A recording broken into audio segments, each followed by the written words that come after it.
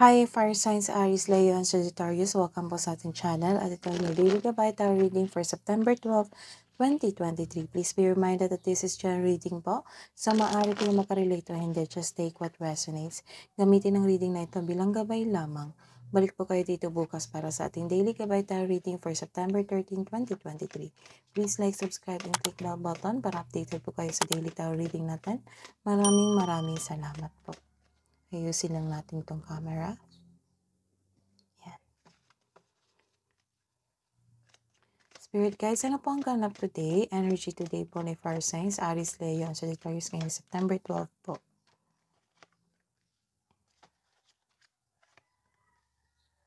So, this is a reverse card. Nagkaroon kayo ng confusion. Nagkaroon kayo ng confusion sa inyong sarili, sa isang sitwasyon, sa isang tao. Nagkaroon ka ng maraming balakid, gusto mong lumaban pero napaghinaan ka ng loob.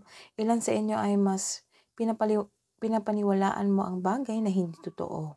So, fact check muna bago mo mag-decide na maniwala ka ba o hindi.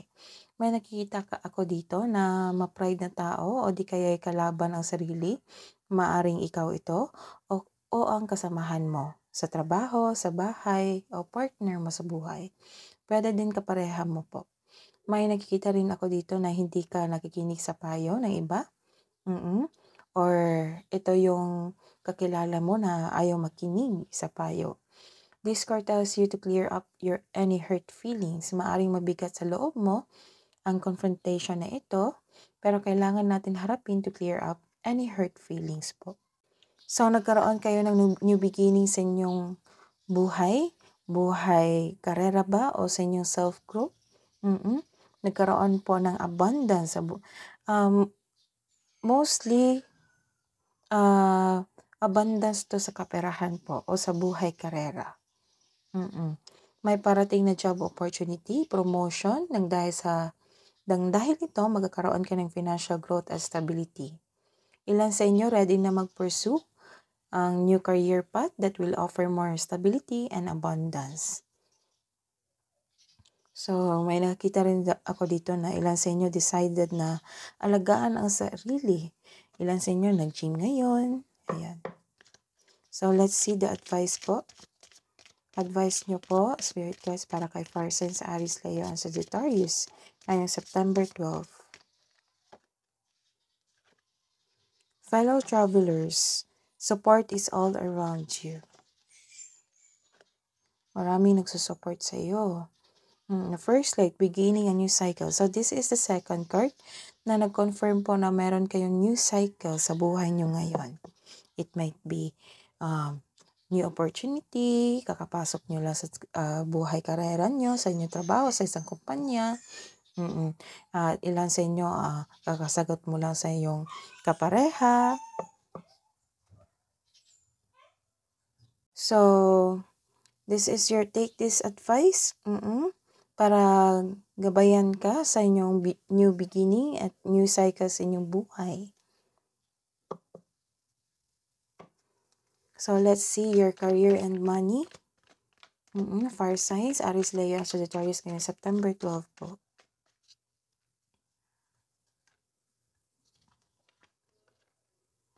Wow. So, nagkaroon po ng growth at mahabang pasensya mo. Some of you, disappointed ka sa current situation mo ngayon sa inyong trabaho. Feeling mo dapat lumilevel up ka na.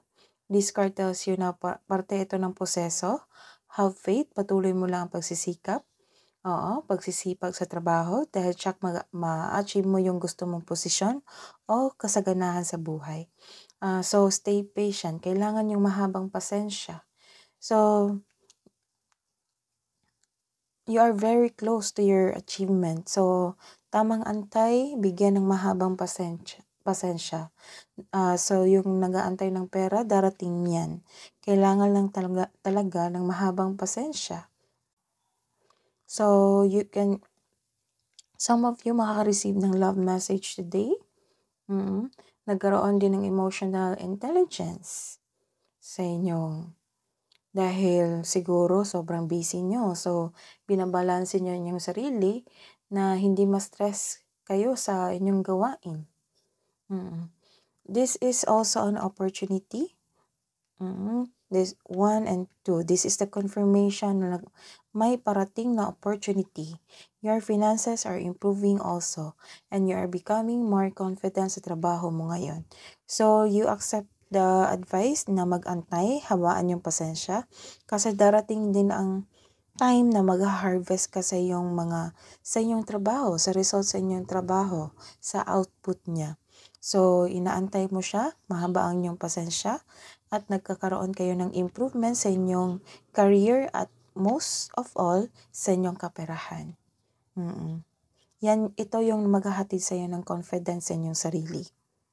So, let's see your love and romance kay Aries, Leo, and Sagittarius ngayong September 12.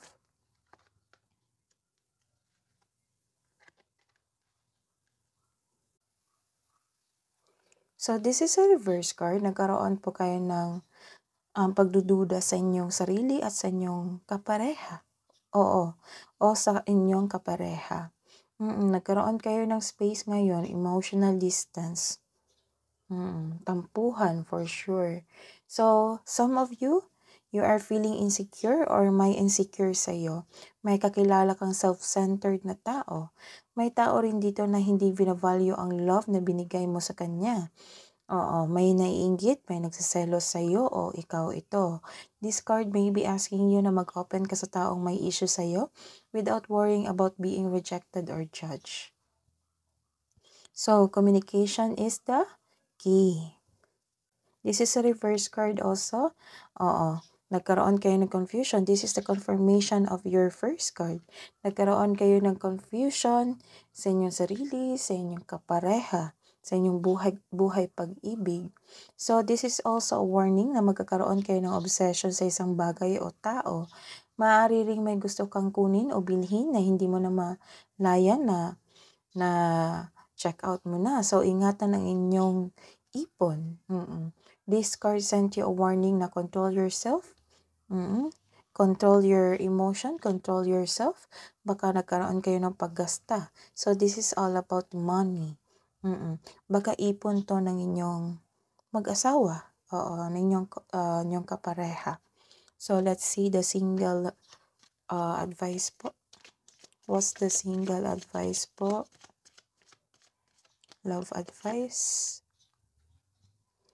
So, i-journal mo daw yung mga nafe-feel mo para ma-express mo yung emotion mo. So, advice po, love advice po para sa mga in relationship, Aries, Leo, and Sagittarius ngayong September 12. Rejoice. Embrace your loving connection and rejoice. So, what's the hidden truth para sa mga single? Ano ang iniisip mo? And ano ang iniisip mo towards your person? I can't stop thinking about you. Sa mga may relasyon, I am becoming a better person. So, what's the love advice po para sa mga fire signs? Healing. So, nagkaroon kayo ng healing or this is the advice na to heal para hindi na kayo magkatampuhan ng inyong kapareha. Para wala ng confusion.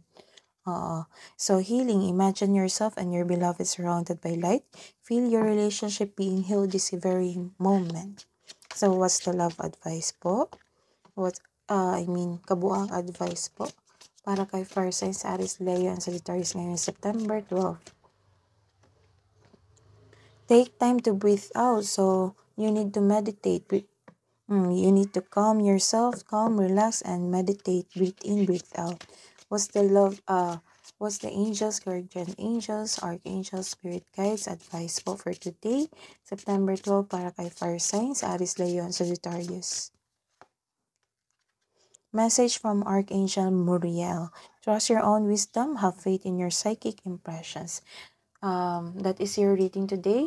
Fire signs, balik po kayo dito bukas. Please like, subscribe, and click bell button for notification para po updated kayo sa daily tarot reading natin. Maraming salamat po.